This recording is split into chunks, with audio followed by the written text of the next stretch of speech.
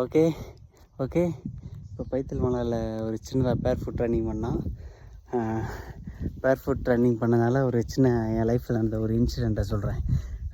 அது ஒரு 2 years back தான் நடந்துச்சு. நம்ம சத்தியமங்கலம் ஃபாரஸ்ட்டில் ஒரு சும்மா ஒரு ஹைக் பண்ணோம். அப்போ நம்ம ஃப்ரெண்ட்ஸ் எல்லோரும் போனோம், ஒரு அண்ணன் எல்லோரும் போனார், ஃப்ரெண்டு தான். அப்போ ரன் பண்ணிக்கிட்டு இருக்கும்போது ஆனால் ஷூ நல்லா இருக்கே, எவ்வளோண்ணா அப்படின்னு கேட்டேன். அது இந்த மாதிரி சொல்லிவிட்டு நான் பேசிக்காக பேர் ஃபுட்டில் தான் ரன் பண்ணுவேன், இன்றைக்கி தான் ஷூ போட்டிருக்கேன் அப்படின்ற மாதிரி சொன்னார். நான் டக்குன்னு உடனே அந்த பேர் ஃபுட்டாக அது எங்கேண்ணா கிடைக்கும் அப்படின்ட்டு அவர் லைட்டாக அப்படி திரும்பி பார்த்துட்டு ஒரு பார்வை பார்த்துட்டு போயிட்டார்.